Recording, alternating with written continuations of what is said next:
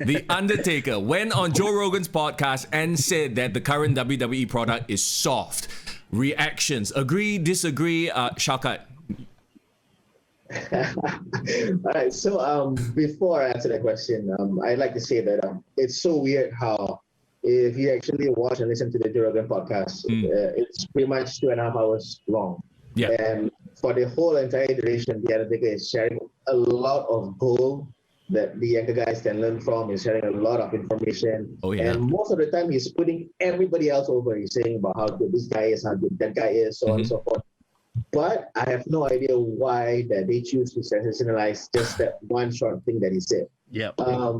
Like, I don't understand, because the guy is a legend for a reason. He has been on the top of the industry for over 30 years. On top, he's not a mid-carder, he's not a low-carder. Yep. He's been on the top since he debuted all the way to until he retired.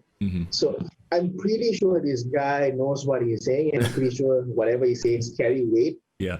But to answer your question, I would actually believe that when I first listened to the podcast, it never crossed my mind that he was actually insulting or trying to put down anyone, so on and so forth. It was basically him just sharing the fact that he enjoyed, like he prefers what it was back then than how it is now. It's his personal preference, it's his opinion. But another thing that I caught from what he said is that it could mean two things. It could mean the first thing is that when he said soft, it could be that guys these days are not taking the crowd seriously.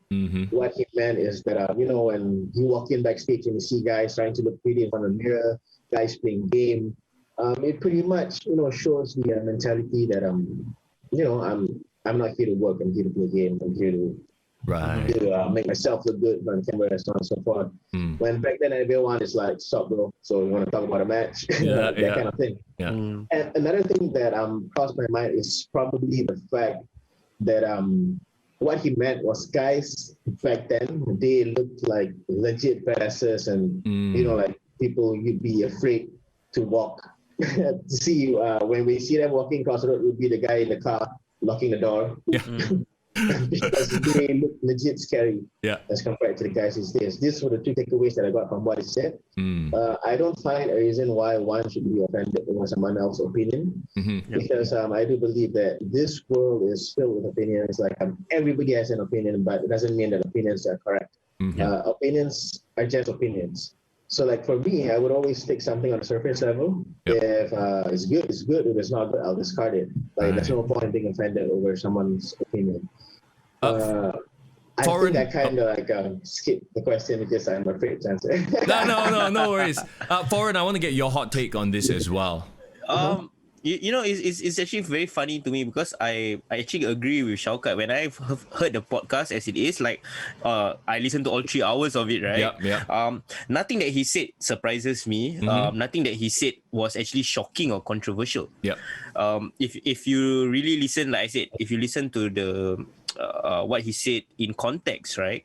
He wasn't actually knocking the product. He wasn't saying that they all suck, or he even admitted that the people currently wrestling, their athleticism is on another level of people in the old school, and you're right, he actually put over a lot of the talent itself, but what is missing when he says soft is that the men or like the women, the wrestlers there, they don't look like people you look at them like, wow, he's a badass, or like wow, they are larger than life. He looks like, hey, Marco Stan. That one look like someone I can beat up. Why you bring Marco Stan up? I'm giving a very extreme example, but I guess what he's saying is that as when we were young as kids, right? What actually drew us to watching wrestling is the people that we see there, we think they're genuinely superhuman. We believed in Hulk Hogan, Ultimate Warrior, Undertaker was a zombie. And even if they are not so-called per se like playing badasses, but they work in the role that they were given and they do it to the best of their ability. So I can see someone like Rikishi and I can laugh and enjoy him doing the stink face, but I wouldn't want to cross that guy. Like when I see him, I'll be like, whoa, okay, it's Rikishi. Yeah. So I guess maybe what he's trying to say is when people don't believe in the craft or don't take it seriously, when I see him on screen, I'm thinking about, but that guy just that day posted on Instagram, with his puppy and like, being all sweet and cute. And now I'm supposed to believe he's like a badass that can kill people. There's too much of a disconnect. I can give you a very short example and you guys tell me whether you agree with me. Like, sure. I think Miro can be a badass. Like he legit has shown that he can be this like monster that devours people and all that. But then he's on AEW talking about his Twitch and like I'm the best gamer. And I'm like, you can be the best gamer, but I don't want to see that when I'm watching you wrestle, right? You know what I mean? Yeah. So there's too much of a disconnect. So like, I miss those days where people actually really kept kayfabe, played to their gimmick. Somebody I think from the new era that I think adheres to it and his character is all the better for it is probably someone like Bray Wyatt. Like Bray Wyatt still has a bit of mystique to him. Even like people like Roman Reigns. Right now, as his current character, if you see the way he posts on social media, it's to serve the character almost. He can do stuff that is not really technically in about wrestling. Maybe he's working out and all that, but like the mindset, whatever he puts out is very consistent with his character throughout. So that's the point I think Undertaker is making. Yeah, I mean, like I'm very happy that someone agrees. Like that is what I thought as well when I listened to. I don't understand why everyone's getting so offended over it. If you agree with it, it's good. If not, I don't get why you have to disrespect a legend. Okay. But, just to add to that point, like I've met Miro in front of my eyes, and pretty sure you don't want to mess with the guy. It's huge. It's scary. Why are you guys being so rational, level-headed, and kind? Right now, I feel like I have to play the Jim Cornette. I have to be the one taking the extreme side. So, okay, I guess maybe I will try to do that, all right? Undertaker saying the current product is soft. And I think you guys already brought up the fact that yes, he lived the gimmick, for how many years he embraced it. He was, he dressed like the Undertaker, if not just like a biker. People were legitimately scared of him. I think, if anything, this is a disconnect because of the eras they were in. He was in the era where they lived their gimmick, right? Hulk Hogan was the all-American guy. Ric Flair was the playboy. He had the private jets and that kind of stuff. In 2021, is that even possible anymore? I don't think so. And that's why, you have like Xavier Woods playing video games. And if anything, it's maybe their way of branching out and making more money, or, because like, for example, and this is not to shade anybody who's doing like the video game stuff or the Twitch stuff, right? But maybe they don't think they're ever going to be the main event. And that's fine, right? Like, maybe it comes from a place of, Undertaker put all his eggs into that one wrestling basket. This is it. This is my passion. And by the soft reference, obviously we all know people picked up on that because it's sensational. It makes for a great headline on a website. Any sort of level-headed person can see that, right? But I also feel like maybe I won't say he doesn't quite understand, but he comes from a different era, so he has that different mentality. Like, yes, you should be living your gimmick, as opposed to these other folks who are like, hey, I can make side money here, make side money there, and who knows, they might be making as much or even more than the Undertaker. I mean, look at people like Paige, look at people like Zelina Vega. You know what I mean? Yeah, but okay, when he says the wrestlers today are soft, right? Yep. I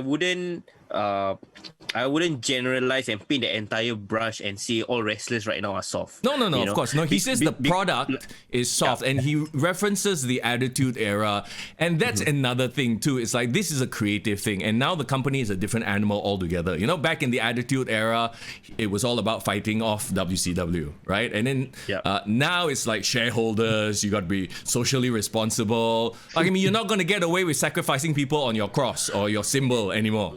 Yeah, that's true. But the funny thing is, right, that era was actually the era that was so hot, that was so mainstream, yes, that got so much attention. We're still talking about it 20 years from now. I'm not going to be talking about anything that happened in 2011. Yeah.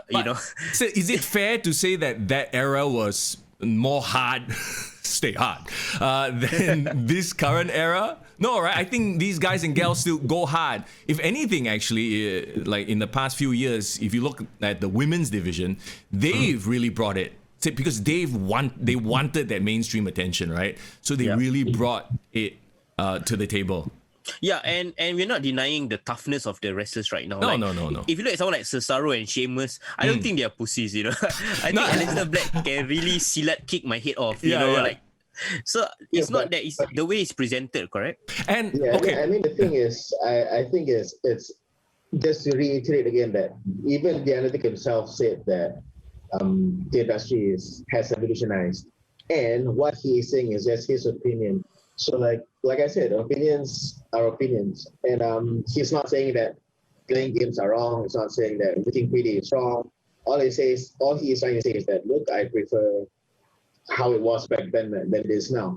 And he didn't put down anyone, in my opinion. It was just him giving his opinion that he, prefers one way than the other. Just like how you prefer your Hello or your Chennai. Yeah. Well, I mean, okay, and if you think about it, right, Mark Calloway is not a stupid fella. He knows how to generate heat and content. So, I mean, in a lot of ways, he probably did that on purpose. If anything, to A, generate that controversy, and B, to fire up the boys and the girls in the locker room. Yeah, exactly.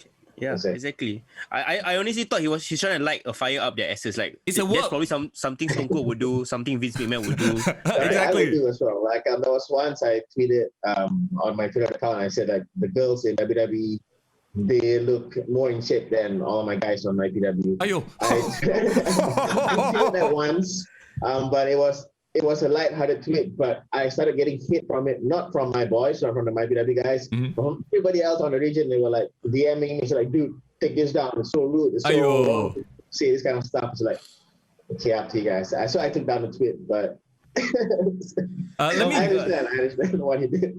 Let me quickly jump in the chat here. Kevin says, perhaps one of the biggest problems facing the industry is talent taking things too personally, be it comments from legends like The Undertaker or win-loss records. Yeah, I believe so. We live in this social media age, right, where everyone's a little bit thin-skinned. It's interesting content to be offended, I feel sometimes, because like one person says something and I must reply, then another reply, and it generates interactions. Yeah, I think it's all about ego as well. Like being a performer, being a pro wrestler, and being an athlete is like you need to have zero ego whatsoever, because in a sense that in this world, in this life, no matter who you are, no matter what you do, we are all in a journey where we are still learning and discovering ourselves. And I never ever think that it's wrong to take criticism from someone. Yeah. Like especially legends, guys who when they say it carries weight. Like for example, if Booker T would say like, dude, you shouldn't do this at this point. You know why? Because it's taking away the momentum out of the match. I'll be like, yes, sir. Thank you for teaching me. I'll try better next time. Instead of, you know what? You're an old man. You don't know anything about pro wrestling. You are out of touch. So it's all about ego. I mean, it's all about bringing your ego down and like taking in what people have to say about you, especially guys who know what they're saying, and taking it to improve yourself. It reminds me of this story. If you guys remember, Leo Rush. He got released from WWE, and I saw some of the Twitter beef that he was involved in. I think he had like a back and forth with Mark Henry. Yeah, and I kind of get it because from Leo's Rush point of view, it's like he doesn't want to deal with all this like old school hazing, old school like paying your dues, like I'm better than that, blah blah blah. And then on Mark Henry's side, it's like if you're not gonna do all this, you're not gonna take criticism and feedback from the people who paved the way, and then what's the point? Like you're not gonna make it in the industry, and then he decided to just leave. So I get on both sides where they see certain things, but you know what I mean? But like sometimes you are so caught up in your own hype, and like when people genuinely gives you feedback, and even though it might be masked as criticism, but if you take it for what it is, like for example, if I'm fat, I'm fat. If I'm not in shape, I'm not in shape. It's not as if like I don't know, like Chris Jericho, when you look at him, it's like sometimes he's in shape, sometimes he's not in shape. Like he knows best. You know what I mean? Yeah. So I guess what they're trying to say is like people from the previous era, they are more forthcoming and more direct with their thoughts, and it's up to you to take it for what it is and see how it benefits you, as opposed to just get so offended by everything. There was this very interesting quote, right, that I read. Life offends me. Everyone's going to offend me. So if life offends me, I'm going to overcome it. Yeah. You know what I mean? Yeah. I mean, bro, I feel like this is an old person thing as well. We all know that old person in our lives are always trying to tell us stuff, right? And so at the end of the day, isn't it just a balancing act to take, yes, your, people who have had the experience, take that, but also apply it to your own life right now. So yeah, you take the experience, but you also use your experience, because let's face it, right?